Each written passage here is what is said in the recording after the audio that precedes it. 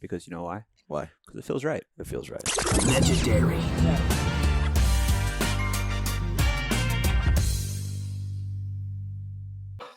I'm sitting on like a really, really soft pillow. Hey, Robert. Hey, Robert. How you doing? Hi, Adam. Doing lovely. How are you? Oh, I'm just doing things that feel right, buddy. You look fantastic. I'll tell you that. You look fantastic. You sound fantastic. What more can we ask for? Well, nothing more. Correct. So I just wanted to let you know that after the beginning of our previous podcast where we were talking about filibusters and soliloquies, yes, my mother messaged me with the exact definition of filibuster, and she said that she liked the bit and we should do more stuff like that. Talk about filibusters. Talking about something that doesn't actually make sense. Perfect. Yeah, right. Exactly. I like it, Mama Stone. So, well, filibuster, it kind of made sense, but it has to be in some form of like political sense. So, I mean, this is a political podcast. Yeah, it is. So, kind of. Kind of. Yeah, for sure. Well, we keep making lists of players. We're gonna, ruffle some feathers and upset someone. So, when that happens, it gets a little more political, I guess. Yeah, for sure. And it's actually hard to do, right? And a little sketch to do from players to play. You know what I mean? Like that's the list? That's just the whole challenge with like having a pro pickleball podcast, being a pro player still is you're going to ruffle feathers. Even if you don't mean to, I mean, it's part of it.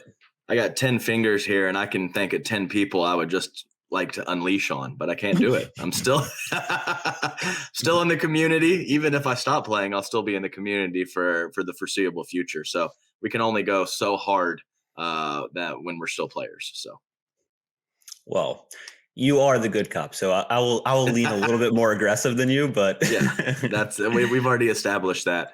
So also a couple of days ago, I made a post about some updates to those top 25 men's rankings.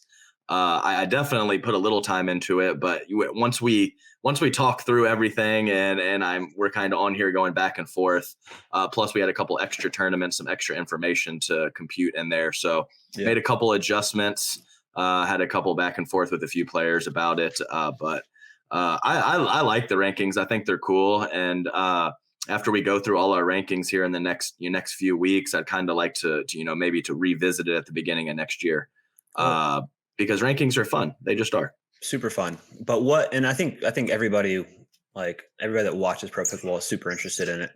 What do you think the solution is to actually getting rankings correct? Because it's like World Pickleball Rankings by far has J-Dub at number 1 by a large margin, purely because a lot of the APPs are weighted the same as the PPAs. So it clearly doesn't depict an accurate representation of what the actual rankings are necessarily. And then of course PPA has their own rankings for their own tour, and then APP has their own rankings for their own tour. MLP of course uses DUPR.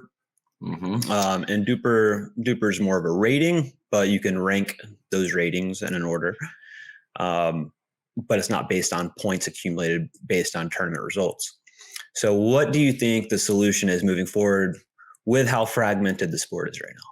Yeah, it is. It's really hard. All those points that you brought up, we have APP people not playing PPAs and vice versa, or not as many, obviously. So to have a combined ranking is difficult. And there's also the balance of quality of tournaments played and volume. So there has to be some balance. I don't think it should be all just quality and you can't penalize, or you should give some players that are playing more a little bump, but it can't be too much. So it is a delicate balance with the volume and the quality. And then also the tours, like you said, being fragmented, there's really no perfect way without a lot of these PPA and APP players playing the same tournament. So I honestly really don't know. We did have a meeting with the APP because they have put out their schedule talking about some stipends, some appearance fees, and also some payout structures for next year. And I can't get totally specific with it because they kind of came to the players. The players are going to be chatting over it in the next few days, and then we'll revisit that about some of the just like the depth of payouts and all that stuff. So they are going to try to do their own ranking system next year, but it is going to be a process. They've been currently using the World Pickleball ratings, which I believe is the pickleball tournament ratings for your best 2 out of 3 events. So there is going to be some changes coming. And I think that in terms of a universal perfect rating system, we're still a little ways away. Ranking. Yes, that's what I meant. That's what I meant. Ranking.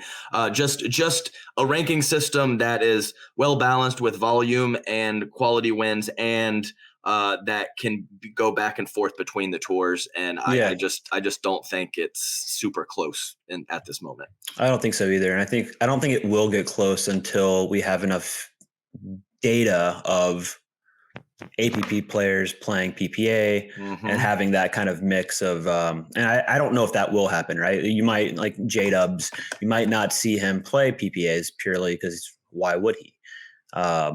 So I don't know if while we're fragmented like this and we have exclusivity and kind of the division between the tours, I don't know if we're ever going to get a true ranking sense, because I don't think we'll have enough matches to really determine and really see who's on top there.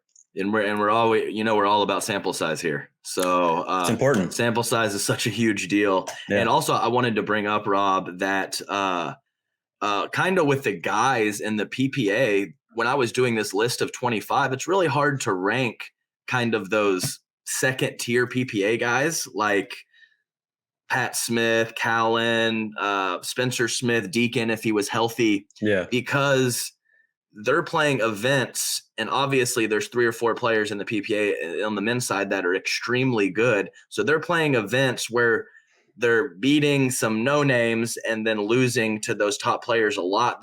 You're not really getting too much information from that, really. So it's very difficult. Where would they fit in on the APP tour?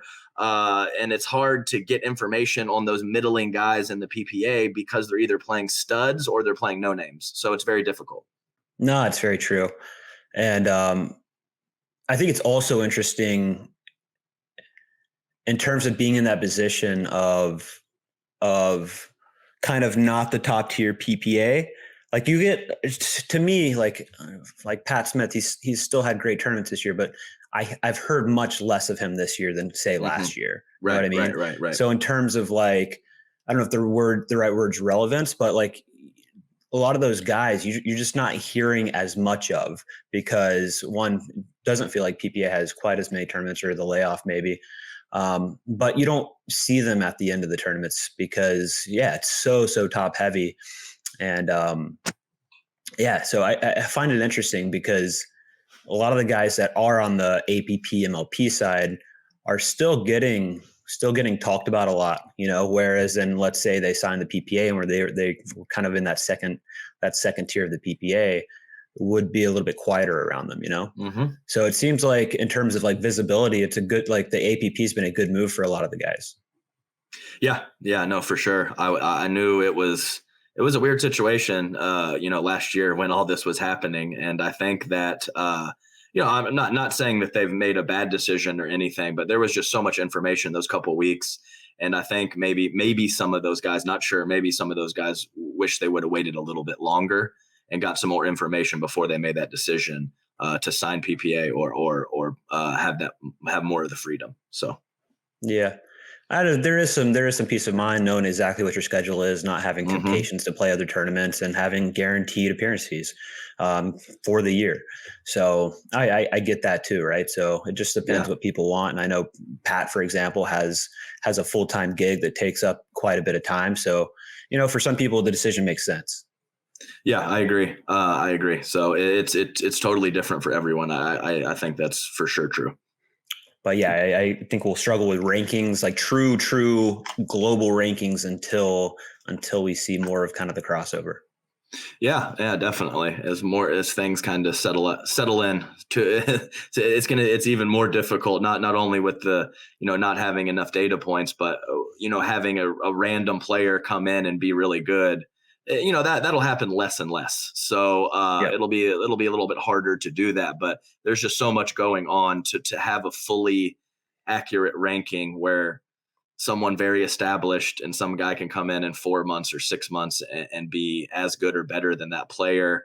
5 years from now, 8 years from now, I just don't think that that's going to happen as frequently. So it'll be a little easier. Agreed. High growth. What was the phrase?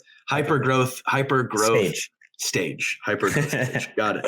Got that for sure. So Rob, let's go through, before we get into the list, let's go through, just touch on some of the main points of the PPA Atlanta this last weekend. Let's touch it. So, I went through the draws. I did a little bit of watching on the live stream, but I went through the draws before we jumped on, and got some of the highlights. So mixed doubles, pretty chalky. Pretty chalky there. I believe we had Jay and Jesse getting third. I think that is correct. They had a pretty easy run through the back draw after losing in the semifinal. We had Matt and Lucy losing early to Elise Jones and Spencer Smith. I'd say that was probably the biggest result. That was the most surprising. And we had let me look through this real fast. Elise plays a good role in mixed, and she's a scrapper, so she gets a ton of balls back. I watched her for 4 minutes, and she fell down and got the ball back. And then got back up and won the point. Yes, exactly. So like I mentioned, chalk, we got Ben and Anna Lee with gold. We got Catherine and Riley with silver, and then we have Jay and Jesse with bronze. So not too much to report there. Men's singles, we had Tyson losing. This was actually a live update on our previous podcast. I remember. But it was Tyson losing early to Alvaro Torone. We had JW crushing Federico. Very, very lopsided score after Federico had got him twice after the big run to start his career, with JW beating him 13 times. Julian Arnold made it to Championship Sunday. Kudos to Julian, the energy man, Mr. Andiamo. Ben actually stayed motivated in the back draw and came back through, had a very tough 18-16 win over Federico, and then ended up capturing bronze after losing to Julian Arnold in the semifinals. So he's probably still a top 10 singles guy. Who? Ben? Yeah, I'd say borderline, but I'd say right now I would keep him in the top 10, but it's close at this moment. It's close. For sure. Women's singles, we have Leah Jansen pulling out early. I believe the last tournament she was in Championship Sunday against Anna Lee. So pulled out early, I would imagine. I have no idea, but I would imagine it had something to do with maybe her diabetes. I can't remember her ever actually having an injury. It's only been related to diabetes when she has pulled out before. So Callie made a nice run, beating Davidze, which I say at this moment is an upset. After the last couple months Davidze's had. So nice job by Callie, and then making it to Championship Sunday. And just the fact that she pushed Anna Lee to 4 games is kind of impressive at this point, with with Anna Lee just being absolutely ridiculous. I think back-to-back triple crowns for her. So agreed. Let's see, what do we have here? Oh, we got women's doubles. We had Anna and Jesse looking good again. Ended up making it to Championship Sunday and losing in 5 games to the Waters. Yep. So yeah, that was fairly chalky there. We had. Go ahead. I know we talked last week about the Waters partnership and how long they should stay together, how long they will stay together. If you put Anna Lee, I think, with, call it a Jesse or another like top tier, I think it gets real dominant real fast, which probably isn't great for the women's game, right? No. Like right now you have the top 4 teams who anybody can beat anybody, really. Mm-hmm. So it's probably better like this, right? Yeah, because we get better matches. So yeah, I think so, because I'll tell you right now, it was a very easy ranking of the number 1 women's player, and it got very difficult very quickly. So I obviously have a little more insight into the men's side, but I know quite a bit about the women's side, and it was not easy at all. Yeah.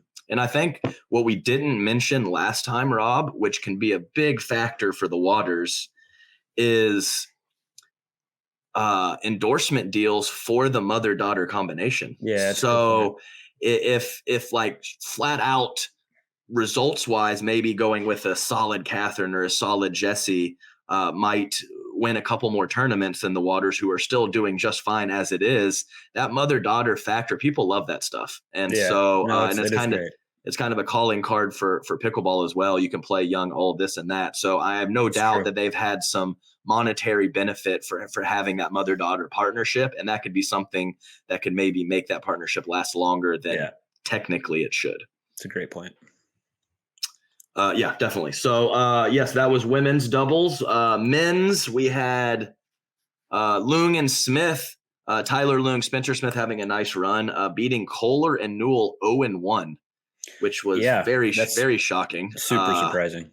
Because I would put that maybe give Newell, the most inexperienced player on that court, maybe giving Spencer and Tyler a slight edge, but for it to be 1-0 is pretty wild in my opinion. Yeah. And then going to 3. It wasn't a terribly close third game, but going to 3 with Newman and Wright right after that. So nice run from Smith and Leung. Yep. Let's see. Oh man, JW and Dylan with a match point in the quarterfinals against Matt and Riley, with JW having a forehand counter attack to win it all. And it wasn't the most spectacular Matt Wright speed up either. So Matt was a little off balance, and he didn't put it in the best spot, and J-Dub sailed it long, and then sure enough, 90 seconds later, the match was over. So tough break there. They really went into the back draw early and pretty much dominated everyone on their steamrolled en route to bronze. So nice finish for them. And then, of course, the rematch several people were talking about of the brothers, the John Zai versus Matt and Riley, in a softer ball, no altitude situation. And man, for about 5 to 7 minutes, it sure looked like the beginning. The Johns brothers were going to get destroyed again. Crazy comeback to win game 1, and then just did their thing the rest of the way. So much better counters from the Johns brothers. A lot more middle dinks, kind of keeping that off the bounce, Matt forehand off the bounce, Riley backhand out of the picture as much as possible. That's men's doubles. Yeah, and just from what I saw, I didn't watch the whole thing, but it looked like whenever Matt was getting into the hand battles, he was dumping a lot in the net. He wasn't finishing and cleaning them up like he was previously. So I saw that being a big factor in it. He just didn't seem like he was on the hands battles this time. Sure, and credit to Colin. Credit to both of them, but mostly to Colin, who was much more. He was very, very quick with his sliding. So his counter attacking, he was in his positions much better. He was caught while sliding that previous match quite a bit, or where he wasn't right on it. So he was getting to where he needed to be. He was loading, whether that was backhand or forehand. And he was much more crisp with his speed ups. With his counter attacks off of Matt Wright's speed ups. And, you mentioning that Matt Wright was a little off on the second and the third ball probably had a lot to do with him not kind of jamming up Colin on the first ball, and Colin hitting that back a little crisper, obviously more difficult as those exchanges extend when Colin's counterattack is much more precise and powerful. Yeah, I think with this matchup, conditions are going to be a big factor moving forward. I think any conditions where it's a little chillier, the ball's a little harder, whether it's elevation, altitude, is going to favor Wright and Newman. And then when we have slower conditions, it's going to favor the Johns. Purely, I think hand speed, in slower conditions, hand speed doesn't have to be quite there. You can be a little back, a little behind, and still make up for it with the slower ball. Yeah, to be perfectly honest with you, from what I saw with the Matt Wright and Riley Newman versus the kids, Dylan and JW, I think in exchanges, I think the kids have faster hands, possibly. I agree. They were cleaning up. Man, so I think that the kids might have faster hands than the Johns. Now the Johns, in terms of bullying patterns, all that kind of stuff. Point structure, yeah. Point structure, knowing what's going on, in terms of setting up points, shots ahead. They definitely have the edge, but in terms of flat out hand speed and exchange starting with a neutral first ball, I think I would favor the kids. I don't think it's that close, to be honest. Yeah, I mean, it was good stuff. It was good stuff. And JW had a couple stretches where he was making some errors. And that Newman, I thought Baby Dill played amazing, and I thought JW went kind of in and out. He had a couple stretches of really, really good stuff, but that first game was pretty rough for JW, and I think he had quite a few errors sprinkled in there. So for them to have a match point against Riley and Matt, and to be honest with you, not play bad, but not play their absolute best game is pretty awesome. Yeah, I just think it's a shame that we won't see those matchups more. It's a net negative for pickleball, having the divisiveness with the tours and having top players not be able to compete against each other, or not that they can't compete against each other, but it doesn't make sense in a lot of cases for J-Dub and Dylan to go to a PPA when they're getting great appearance fees for APPs. So why would you? Why would you pay entry fees and all that stuff when you don't need to? No, definitely. And I'm actually glad to see that the Johnsons took this weekend off. What is there, Sacramento or something like that? Yeah, Sacramento. There's a Sacramento APP, which is a tier 2. Still, if they went to Sacramento, I would be slapping. Man, if they went to Sacramento, not only west but even more north than LA, I would just be like, my goodness, what are y'all doing? So just stop. Yeah, good rest for them. I think the Johnson crew needs it. So that's men's doubles. Little recap of the PPA Atlanta. Oh, and they had some. I kind of liked they got that big screen in the back. I kind of liked that. So that was cool. And they had some screens on the side too, for some flashing sponsor stuff and whatever. So throw a scoreboard up already. How do we not have scoreboards in pickleball yet? Yeah, I talk about this all the time. How do we not have a scoreboard in pickleball? Yeah. No, for sure. Especially if you're at the venue, you're like trying to listen to what the ref's saying.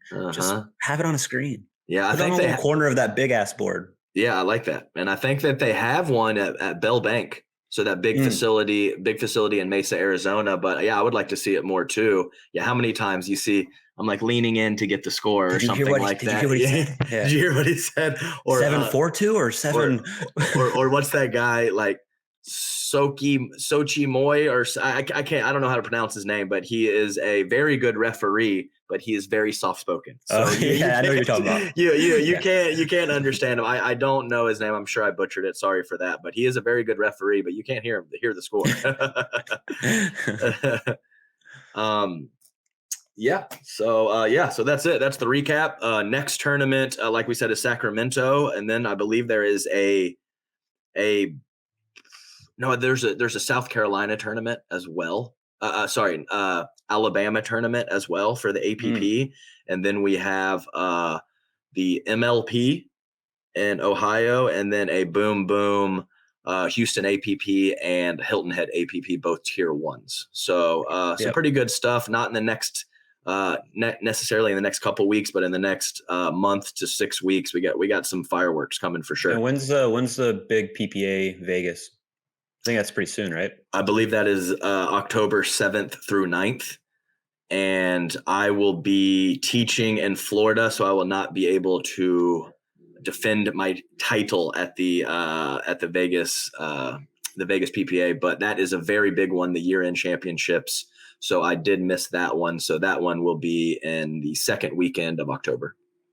I haven't looked at that entrance list, but I would assume that we might have some APP crossover for that one, just because it's a bigger one for the PPA. Yeah, it's a big boy. And if they continue doing the World Pickleball Rankings through pickleball tournaments, that is considered a Grand Slam, which is 2,000 points, which is a huge deal. So it's nice of you to let somebody else win it this year. It's kind. Yeah, no, for sure. I mean, obviously, if I signed up for that tournament in October, I would obviously win it. So defend your title. Yeah. You're welcome to everyone else. The field. giving the plebs a shot at it. Love it. Yes, yeah, definitely. So Robert, I think it might feel right to get into this list now. What do you say? Dun, dun, dun. Dun, dun, dun. I'm gonna look. Like I said, this list was very difficult, and I did some very, very controversial things here. So, well, I haven't seen this list yet, so I'm excited because you Yes, caught me no, off Rob, guard last week, and I'm assuming I'm going to be caught off guard this week. Yes, definitely. If you put me, if you slot me in at number 17 or something, Adam, I just took us out. I think that was better. I'm not sure either one of us is going to make the men's list for mixed, so we might have to like plead our case. I'm going to give you 2 minutes, and as long as I'm not on the women's list, I'm happy. I don't care where I am, as long as I'm not on the women's. For sure. So, so this list is the top 25 women's doubles players right now. Now, obviously, there is a few things that come up when making these lists, when you're balancing out strong left side players that take a little bit more court versus rock solid right side players. It's never easy. There will be a slight little, talk about upside and some of the younger players and this and that. But mostly it's right now, even though a little bit of upside might be in the list. So I think we should also eventually, maybe it doesn't have to be official, but it would be cool to also do left side rankings, right side rankings. For sure. So yeah, I like rankings. I think they're cool. They bring a lot of talking points. So but it does make it difficult with the having like a CJ where it makes it awkward of where to put him based on the role he plays playing that right side. You know what I mean? Totally. Yeah, I agree. So where do you slot in a left side player that has way less results than him? I don't know exactly. I'm not sure it's perfect, but the rankings are cool. We're going to go through all of them and maybe refresh them at the beginning of the year next year, and then possibly do some left side, right side stuff. I think would be good as well. So obviously number one, I think a year, 18 months ago, you probably would have had the guys' side be the most obvious of the number one player, but it is definitely the women. Anna Leigh, zero weaknesses, young, into it, wins everything, has the power, has the hands, has the consistency. I just don't see literally any weaknesses whatsoever in her game. Anna Leigh Waters, obvious number one. Agreed. Yes. So here's where things, oh gosh. Things already get messy. Well, no, I got a little thing. So I'm actually showing my house starting today, and we have a showing at 5:00 today, Robert. So, that's easy. Yes, that is easy. You list it, people show up. Apparently, that's how it works. So so doing a lot of things going on here. Just got married. About to get into a new house and create my compound, which is what I want. I want to create a compound on 1.5 acres of land, and I want to never leave. And that is what I'm going to do. That's what I'm going to do. It might take a few years, but that's the plan. That's what you're building. That's what I'm building, a compound where I can never leave with pickleball courts. So anyway, all right, enough about that. Okay. I know you guys are going to, probably hate me for this and think I'm APP loyal, but I am going with a number 2 that has probably the highest floor of anyone on any list, and I am putting number 2, Andrea Koop. Okay. Yes. I mean, it's not. I don't find it crazy, but you're right. Her floor. I mean, she doesn't have many like whoa results in terms of like, oh, I can't believe she lost to that person. You know what I mean? It's exactly what you're going to get. Right. And I'm not even saying that her ceiling is low. It's a little lower than some of the other names on this list, but that floor is ridiculously high. She has the sports background. She has the size. I believe she's about 5'9" or 5'10". She has been taking it much more seriously in the last 6 months to 1 year with some freedom, a little extra freedom with her job. So I am putting Andrea Koop at the number 2 spot on the women's rankings. Okay. There you go. DUPR has her at 8, but DUPR has her at 8. Okay. I mean, but it's not wildly far off. Yes. And so here's another controversial one. Keep it coming. Right off the bat, obviously, is we have number 3, Anna Bright is my number 3 women's doubles pick. What do you say, Rob? Very surprising. I want to hear why. Okay, so the reason why I'm putting Anna Bright at number 3 is because of her age.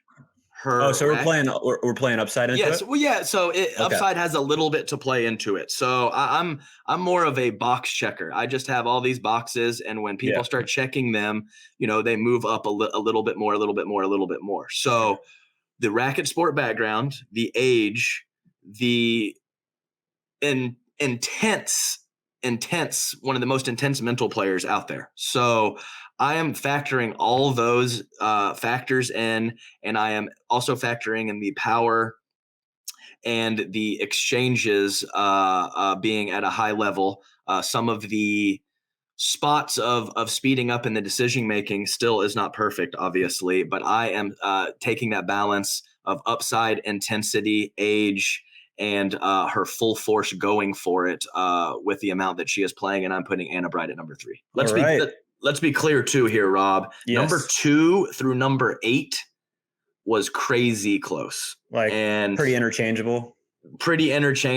So I know I'm kind of throwing out some disclaimers here about these number 2 and number 3 picks, but all that, I just wanted to make sure that that's being said, that I'm talking, it was razor thin. So, why not make it a little controversial and throw something in there? And that's what happened. So that's my top 3. Number 4, we have Jessie Irvin. So Jessie Irvin playing great lately. I really think that she burst on the scene a couple years ago, and I think a lot of people thought she was just going to absolutely dominate. I'm not saying that she plateaued, but I think she had a little stretch after her initial, several tournaments where she just played solid. And I think she's kicked it up again in the last 6 or 9 months. I know she is a very hard worker, very consistent, very good decision-making, very good put-away power, leaves a little bit to be desired in terms of athleticism, not the biggest or best mover. So I think she does struggle with that a little bit, but in her area, super highly skilled, super consistent, and absolute rock at the kitchen line from both sides of the court, right side and left side. I think if we're talking pure, we talk about sample size a lot. I think I think sample size should be included, and I would probably flip flop Jessie and Anna. Oh yeah, no, definitely. I think that's super reasonable that you would do that, and yeah, definitely. Onward and upward. Number 5, Catherine Parento. CP. Just absolute stud. Very well-rounded. No real weaknesses.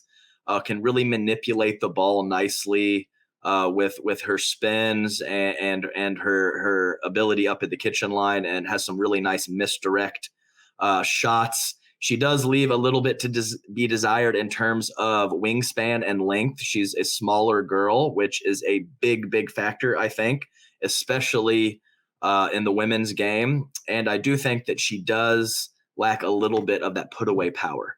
So I think she does a great setter up of points, but sometimes struggles a little bit to finish points. And can't go wrong with Catherine. Absolutely rock solid player, and just a absolute stud on tour for several years now. Catherine Parento, number 5. Yeah, and I think if we're talking, she came up in the game with Simone, and I would put Simone as probably the cleanest technical player, footwork, strokes, everything. And Catherine's almost a mirror image of that. She's very, very sound technically.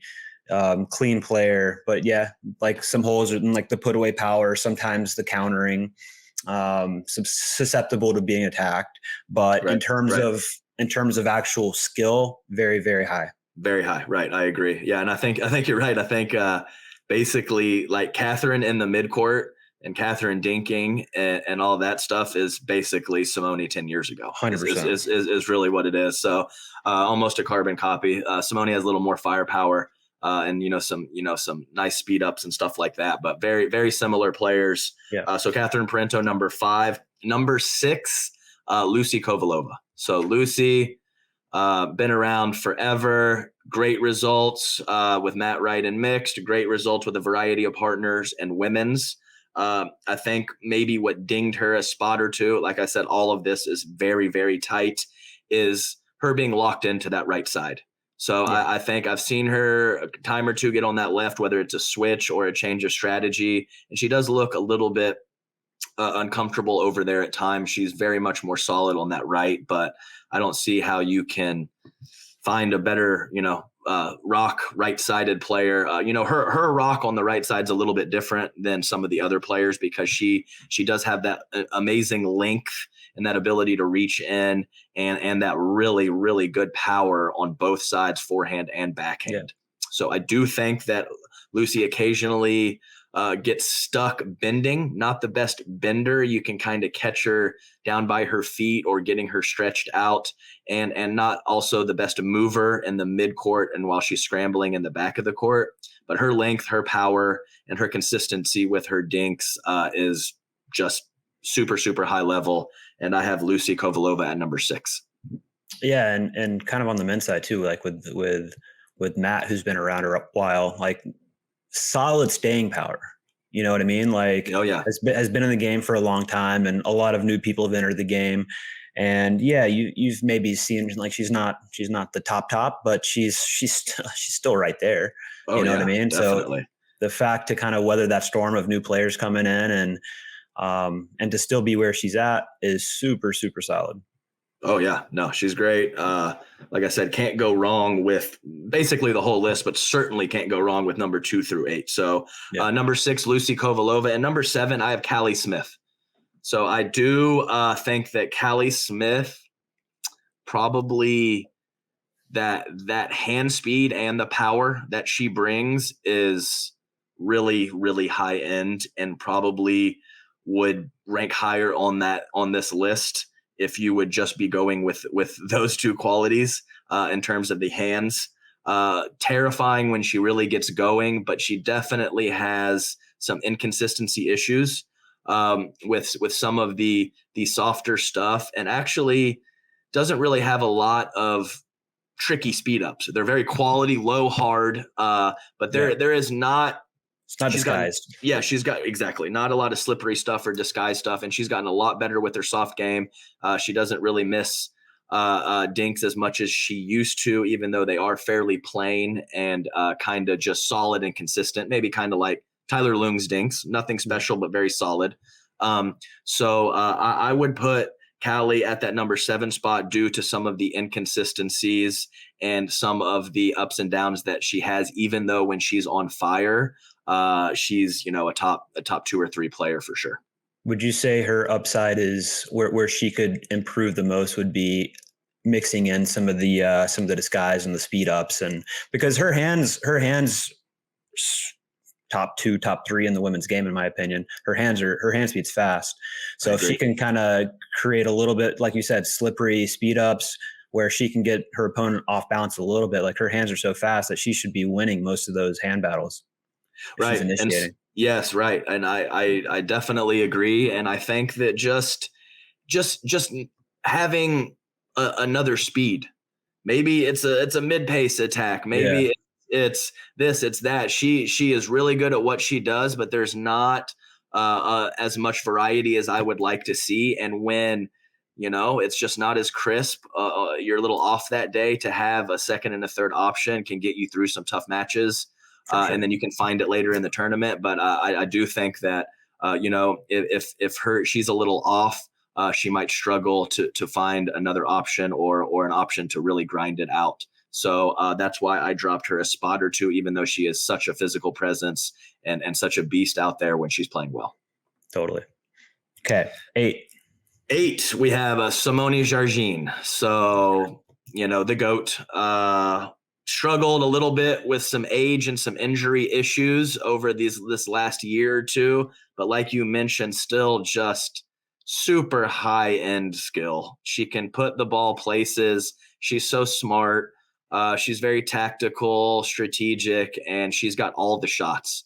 So while she is maybe a little less of that crazy grind it out in the midcourt, have my butt on the ground because I'm so low digging every ball that she used to do 3 or 4 years ago, I don't believe is as big of a part of her game as it used to be. And I think some of that is body preserving her body. So I think she pulls the trigger a little quicker and maybe doesn't have that optimal amount of grinding and frequency on when to attack that she used to. And how can you blame her, at her age and with some of the issues that she's had? So that is obviously why I have her drop down to number 8, but still an absolutely rock star in the game. And skills wise, there's not many people that can compare to her. Yeah, spot on. And it had to happen eventually, right? Like the way she plays, and like you said, butt on the court in the midcourt, just digging out ball after ball. And like very grindy. And then like when she did speed up, it was super effective because she's just been grinding for so long. So her frequency used to be just perfect, right? But now points need to be shorter for her just to preserve the body. So she's going to pull the trigger a little bit sooner, which also just, higher frequency means your opponents are more used to seeing your speed ups and are on it a little bit more. But you're spot on. Like I think DUPR had her at 7, you have her at 8. I think both are pretty accurate right now. Yeah, definitely. And who knows, maybe 3 or 4 years ago that was her optimal strategy, and maybe right now she's playing her optimal strategy because if she tried to grind it out, she might not be able to make it through.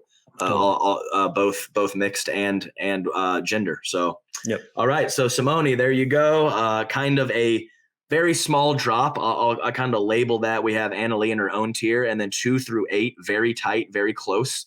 And then number 9, another slight surprise here. I'm going to go with Jackie Kawamoto at number 9. I knew that was coming out of your mouth. You knew it was coming. So I just know it. I love the motos. They're rocks.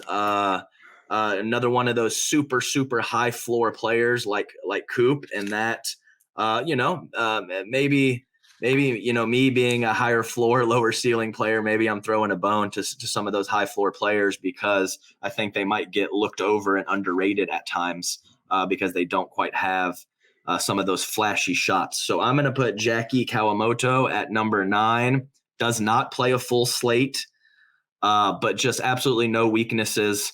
Maybe a little bit in the Catherine mode of no weaknesses, but lacks a little bit of put away power. But just a rock solid player, back of the court, mid court, and kitchen line. Jackie Kawamoto, number 9 for me. Yep. Okay, number 10, Vivienne David. I think Vivienne David for sure could be up in that 2 to 8 group with some of the skill set that she has. But I do think that the Lucy Kovalova factor of being only a right side player kind of dropped her down a spot or two, or a couple spots.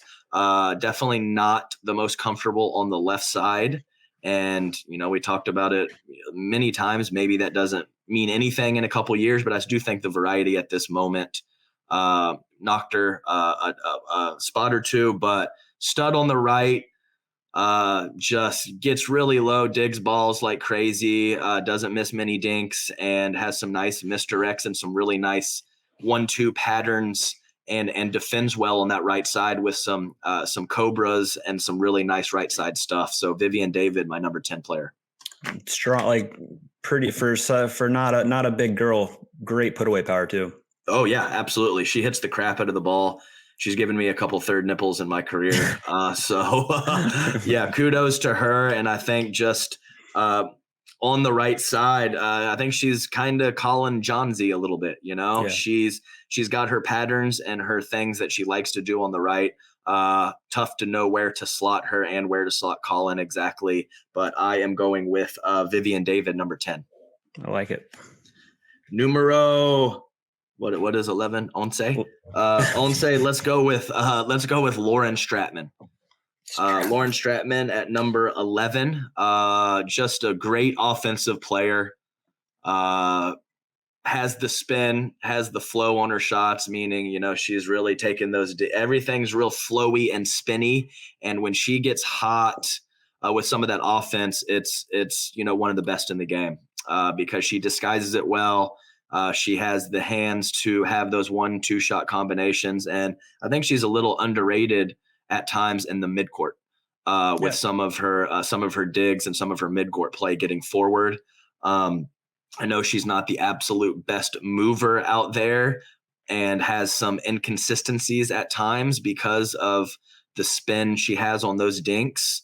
But the firepower for Lauren Stratman and the ability to take over the match at times slots her in at number 11 for me.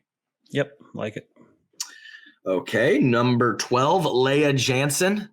I have not really seen her a lot lately, Leah. So this was, kind of tough for me in this stretch here because 9 through 14 or 15 or 16 is another tier that's pretty tight as well. So I know she's has a lot of length, has a good physical presence out there, moves well, covers the court, very high end court coverage, has some really solid power and a really tough forehand when she gets it going. But also has some occasional inconsistencies from what I've seen as well. Haven't seen her quite as much as some of these other girls, but definitely squeezing in Leah Jansen at the number 12 spot. You have anything to say about her? Have you seen her play recently or anything like that? I haven't seen her play recently at all, but just in terms of body of work, I mean, I think you have to slot her in, at this spot. So, yeah, somewhere in this range. So, Leah Jansen, number 12.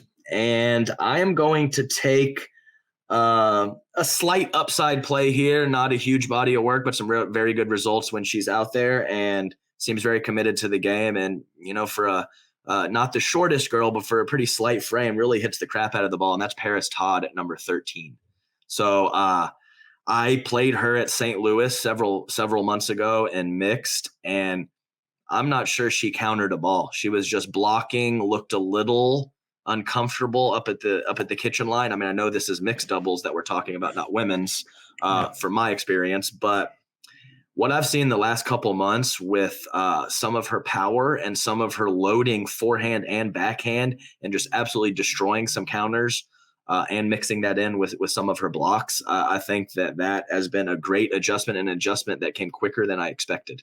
Yeah. So the power, the fact that she's playing a ton and I already have seen improvements and will continue to see improvements. I have Parris Todd at number 13. Yep. I'm not fighting that. I think she's improved really fast and she came on. I mean, I know we're talking about women's doubles, but I think she's the only person to beat Anna Lee in singles this year, which just kind of shows you the upside. Cause you can, when players come in first, the good tennis players always want to play singles just to kind of prove themselves and show like, oh, I can hit this ball with a paddle and do something with it. Which is how I came in, as you know, Adam. Oh yeah, no, for sure. And just to see her do it on singles, but then like the doubles transitions coming quick, and she's definitely a tough player and only going to get better. And still young, has the upside and of age, and she seems to be super motivated to get better, and I think she will continue to get better. Yeah, for sure. So, so we had kind of the more solid players 9 at 10 with Jackie Kawamoto and Viv David. And now we have 11 through about 15 or so where it's the occasionally inconsistent but high-end upside and high-end firepower. Yep. So kind of see how those lists kind of have little pockets of types of players, just kind of interesting to see. Number 14, I have Georgia Johnson. Perfect example of what I just said. The soft game has gotten better with the consistency of dinking, but she does go through some ebbs and flows of decision making and some inconsistencies with the soft stuff. The put away power and some of the exchanges and power of the hands from the 15-year-old is absolutely ridiculous. And when she puts it all together with the full package, watch out. But I think right now there's still a hole or two in the game. And so I am going to slot her in at number 14 instead of possibly inside the top 10 if she could, plug one or two of those holes in the game. Yeah. I don't think she's top 10 yet, but I think she's, what is she, 15? How old is she? Age. Yeah, no, age. 16, I think. Yeah, okay, whatever. But still, like we're talking, like I know we're not factoring upside a lot, but I mean, at that age to be where she's at, I think she's. You see people come in, like you see an Anna Lee, which she's just a freak, right? She got good fast and she stayed there, and she's only gotten better. Right. With Georgia, it's been a little bit of a slower ascension, but at the same time, I think I don't think she's plateaued. I think she's going to continue to improve. And I think, she's got a lot, to be where she's at right now with the holes she has. If she plugs some of those holes, you're absolutely right. I mean, she could be a real force in the top 5. Yeah, no doubt.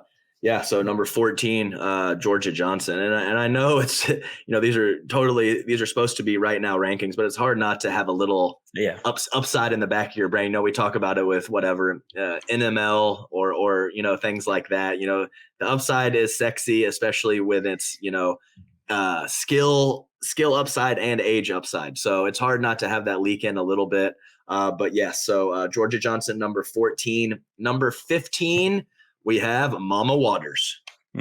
So we got Mama Waters at 15. Tough to know. Awesome results. Hard to know exactly how much Anna Lee is doing out there.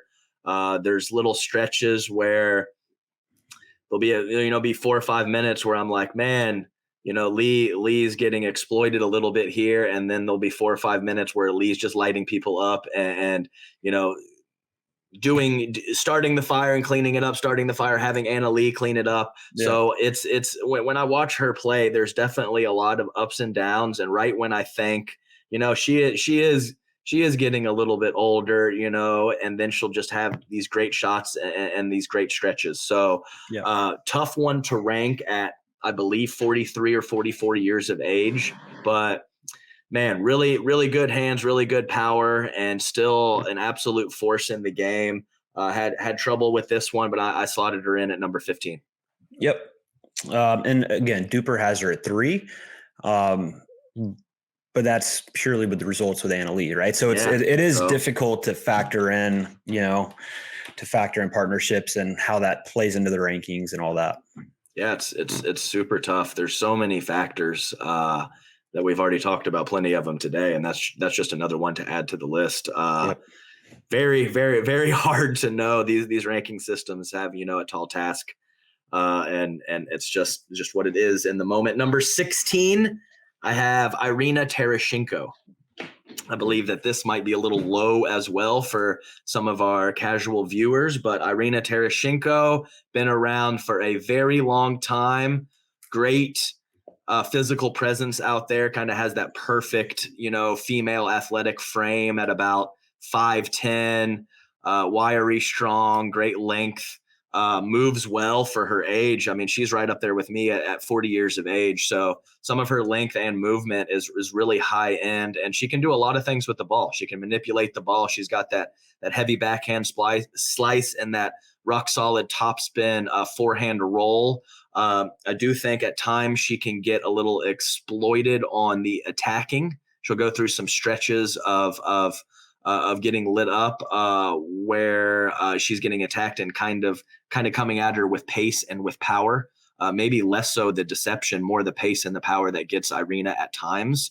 But still can do so many things with the ball, has had a lot of great results in her career, and still very much in the mix at the highest level. Irina Tereschenko, number 16. DUPR had her slotted at 16 too, Adam. Oh, there you go. Look at that.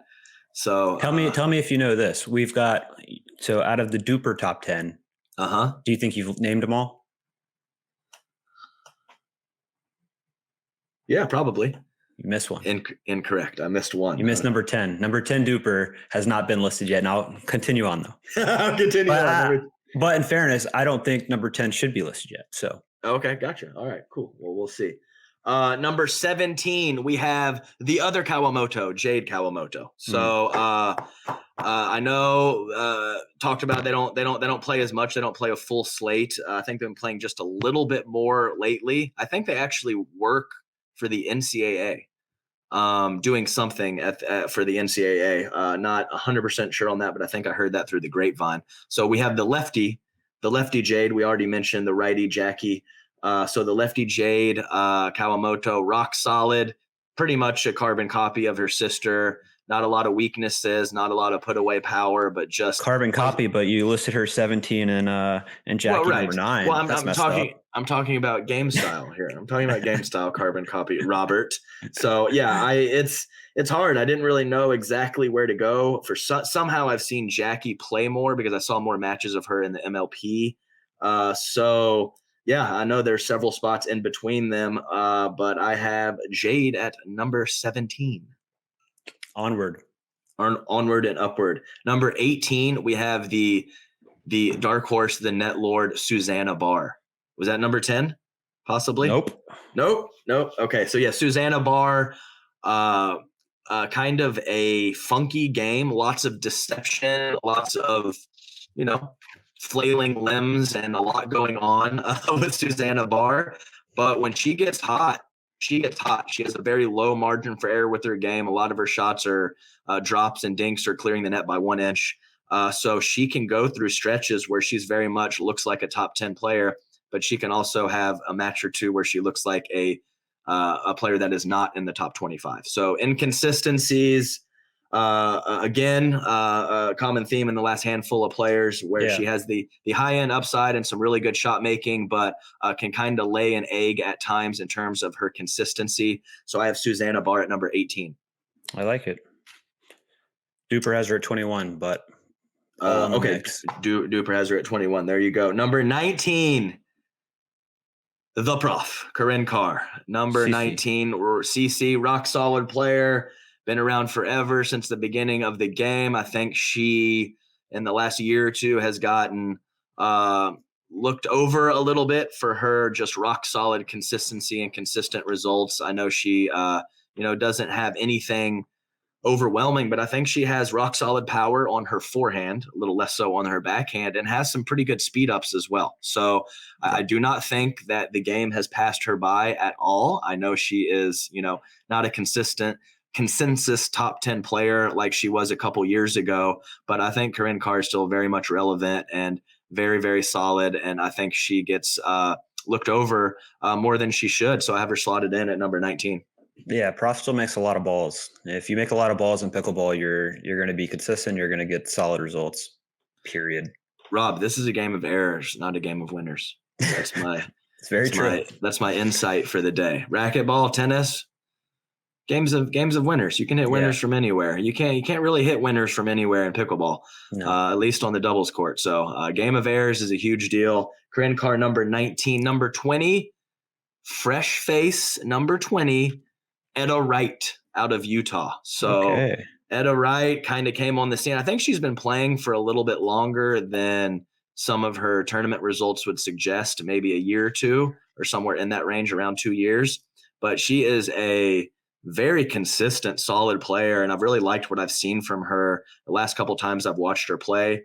Very tall girl. I would have to imagine she's around 5'10" or so, and I haven't seen a lot of weaknesses in her game. So she has had some good, solid defense with counterattacks and blocks, and she has some very, very good put-away power once that ball goes up shoulder high or above. So I'm going to slot in a kind of unknown before a couple veterans later in the list. Etta Wright is my pick at number 20.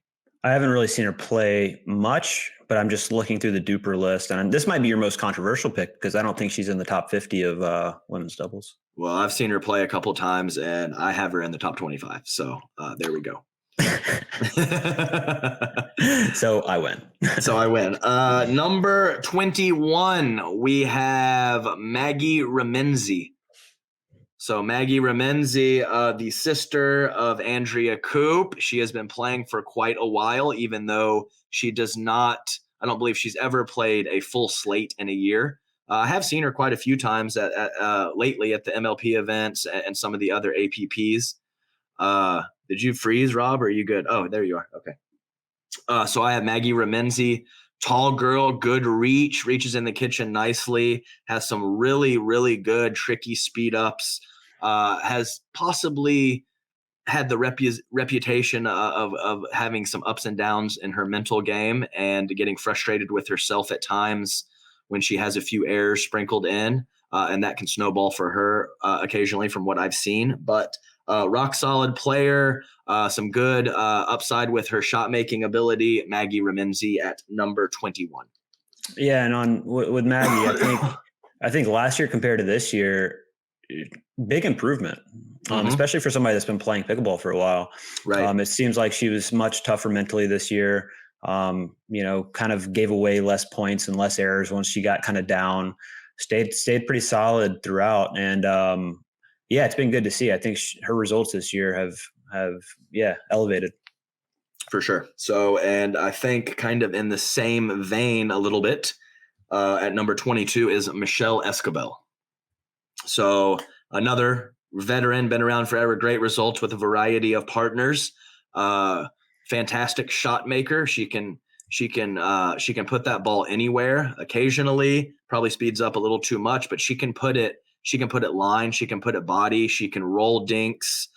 She has a lot of good spots that she can go to start the fire and kind of create something and then load up with that forehand to put away the next ball in the second or third shot. So nice shot combinations from her, but I think is the same thing as Maggie Remenzi, can occasionally get some errors to snowball and lose her focus at times out there.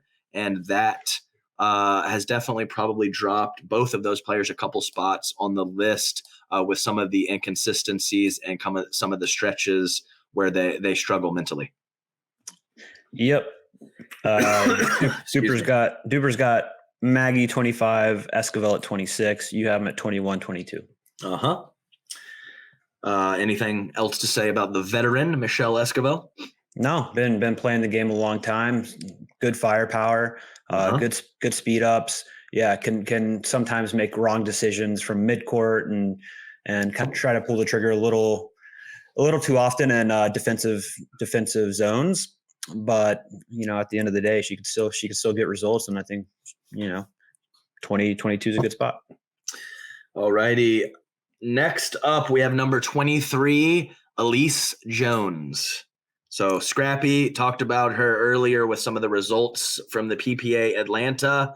Just makes a lot of balls, has pretty solid hand speed, definitely not a huge power player, but has good defensive hand speed, makes a lot of balls, puts in a max effort, never seen her give up on anything at any time on the court. Just a testament to rock solid willpower and just the consistency to make more and more balls than her opponents. Elise Jones, number 23. Yeah, to me that's a bit low for her. I would probably slot her in the 15 to 19 ballpark. Okay, very reasonable. It's she only plays with Megan. So it's also partnerships that have been together for a long time. It's also hard to know how one person will do without the other person. You know what I mean? Same with Megan. So I think that's an interesting aspect too, right? That's why, we talked about Triple Crown. It's really cool to see players be forced to play with different players of the same gender, just because you see matchups and how somebody actually performs with a different partner. And so Elise 23 for you. DUPR has her at 17. What do you think so far is the biggest discrepancy in your pick and DUPR's number? And by the way, I found Etta. She was 33 in DUPR. She was 33. Okay. Yeah. So when I do these rankings, so I get the player pool, but I don't really look at the rankings. So I just kind of want to do them myself and not get, that's how it should be. Biased by it. Right. Don't want to get biased by it. So like I said, I'm not quite as in touch with the women, and this PPA factor, PPA factor is huge. I mean, we talked about, I haven't seen Leia play in a while. I haven't seen Elise play a ton, so it's hard to know exactly where to slot them, given all that. But yeah, it's just not easy. But I try to not be biased by the DUPRs. I mean, obviously, I think if I saw, even though it's pretty obvious that she's ranked number 3 because of the crazy success she's had, Lee Waters, if I see that on DUPR, I'm probably not going to put her 15. I probably would have put her a little higher. So totally. So I like the unbiased. Yeah. Just purely based on what you think, because it feels right. And that's what, so DUPR and you had flip-flopped. So you had Anna at 3, DUPR has Anna at 15. DUPR has Lee at 3, and you have her at 15. There you go. So there you go. Yeah. Flipperoo. And number 24, we have Mary Brasha.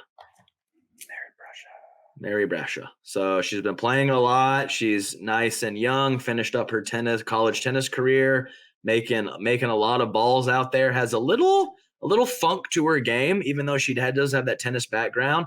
I've seen her hit some two-handed forehands and kind of have some slippery, tricky stuff out there that I think has given some, players ahead of her on this list some issues. So I haven't seen her a ton. She hasn't been around forever, and I'm a East Coast guy and she's a West Coast girl. So from what I have put my eyes on from her, I've liked her scrappiness and her solidness out there. So I have her at number 24. Yep, I like it, and she gets a ton of balls back. Really good resets, midcourt digs. Talented player. And now that she's finished with tennis and college tennis, I think we'll continue to see her play a lot and continue to improve a lot. So excited to see what happens with Mary. All right, we have one more, but we have 2 people here, so I couldn't really decide. You have to pick. So I have to pick. Well, the 2 people I have is Lena. Just one. Is it Lena? All right, well then I'll go with Schneeman. Okay. All right. Well, so you cheated. Now we know who both of them are. Yeah, Lena and Schneeman, Lacey Schneeman. So I will go both players, very solid, very kind of fresh, haven't been around too long. Schneeman's got a lot of power. I watched her play some women's doubles against Ansbury and Prof, and she had some crazy shots out there. She did an occasional weird thing here and there in terms of speed up or decision making, but some of the spin that she gets and some of the kind of solo shake and bakes and some of the athleticism and shot combinations is very much there. If she can, clean up her game and get a little more refined with some of the soft stuff, I could see her rising on this list because she has a nice she has some tools in the toolbox for sure. Yep. No, not gonna argue that. Lena right there too. Thumps the ball. Hits the ball with authority, way harder than I can hit the ball. And very long, very long. Yeah. And I don't think she quite uses the length yet. Excuse me, like she should. So I think there's still a lot of upside in terms of understanding how to use your reach, and also upside in terms of getting a little bit better with the soft game, especially from the midcourt, and not trying to. I think for Lena, it's being able to change speeds, going from drive to drop, speed up, counter to reset when she needs to. Because once she goes in fast mode, it's staying fast. Oh, you know what I mean? So I think once she can kind of switch gears a little bit better, she's gonna be a real force just because all of the natural weapons she already has. Oh yeah, she's very much a presence out there. And I mean, good luck angling a ball off the court when she's scrambling back there. She gets literally everything. It's pretty impressive. So, so those I had those kind of some kind of fresher, haven't been around quite as long, but some nice upside plays there at the back of the list. So who's number 10? Well, it's somebody that you don't see playing a lot of women's doubles right now, which is why they're on the list, but did not make your list. Who? Lindsey Newman. Oh, I missed her. She would have been in. Yeah, she would have been in. Top 25. She would not be 10. She would not be 10. No, I agree. But she would definitely be in. And I actually wrote that down. So I redid the men's list and screwed over DJ. I forgot about him. So I left him out. And then I did the same thing for Lindsey Newman. She would absolutely be in that like I would put her kind of in the 17 to 20 range. So Yeah. I'd put her kind of in the Irina, Jade, Susanna, Corinne range. And you know, I mean, she's had a lot of life stuff going on, kind of in and out of on court pregnant. So it's hard we haven't had like a sustained run of her playing tournaments. So it's kind of hard to know where to slot her, but off the top of my head, I'd put her probably in that 15 to 20 range. Yeah, I would say that's reasonable. And yeah, she just makes a ton of balls. Amazing defense. Yeah. You know, anybody that puts that many balls in play, you're going to get results. Yeah, it's crazy.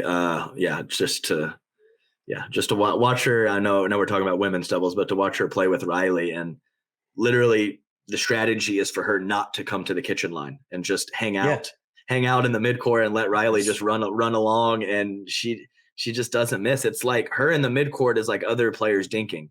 Yeah, like it's crazy. That's really how consistent she is from that spot.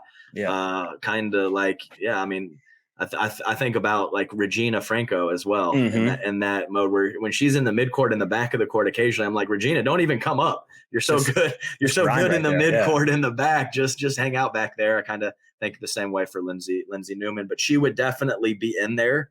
I did forget that name. Yep. Any other honorable mentions? No, man, I think that's it. So all we had was the recap and the list, and we were just going to talk about some whatnots in between. So I will. I was on, like I mentioned earlier, I was on that meeting with the APP about the 2023 kind of stipends and kind of the payouts. And like I said, I can't go into detail because the players are going to come back with another proposal about kind of allocating some of the prize money. But looks like it's going to be deeper for sure.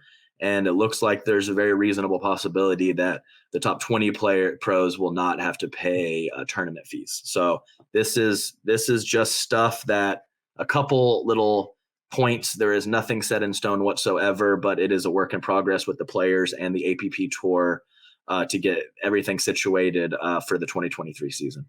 I think that's huge for to waive entry fees for top 20.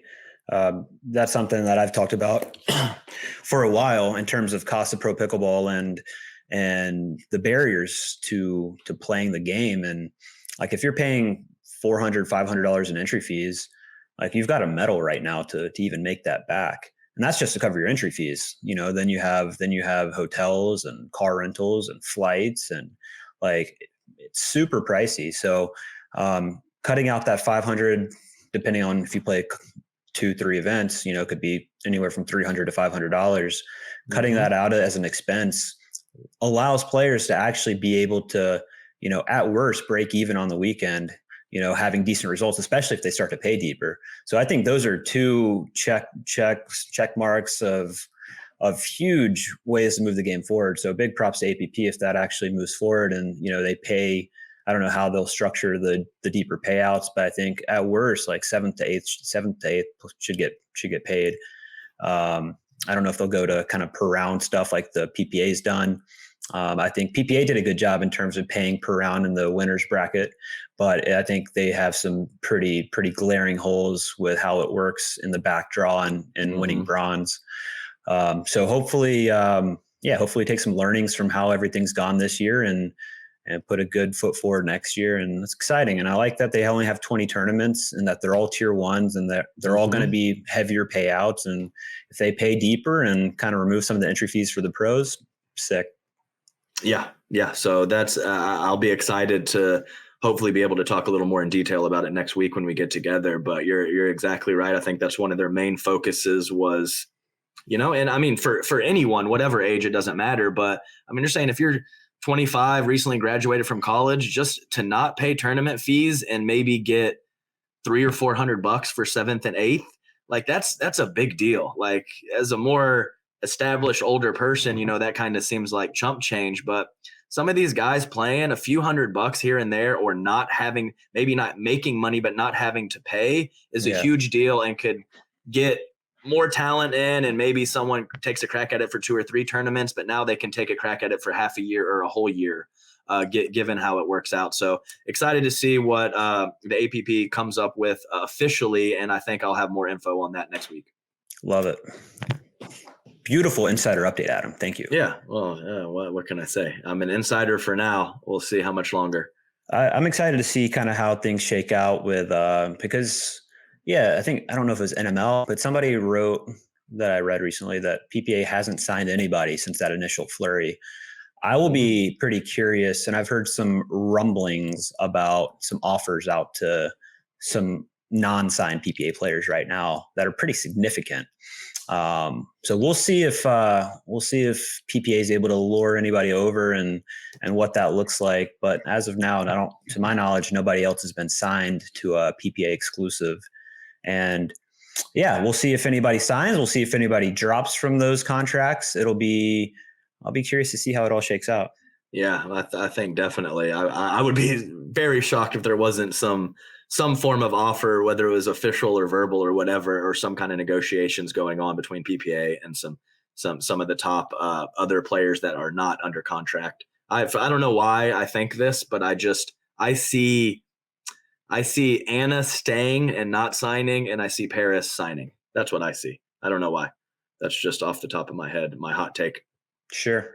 I mean, I've got no idea, but I remember when PPA put out a post, like I think during the San Clemente tournament, hinting at like signing Parris then. Oh, really? I didn't know that. Yeah. Then they quickly deleted it.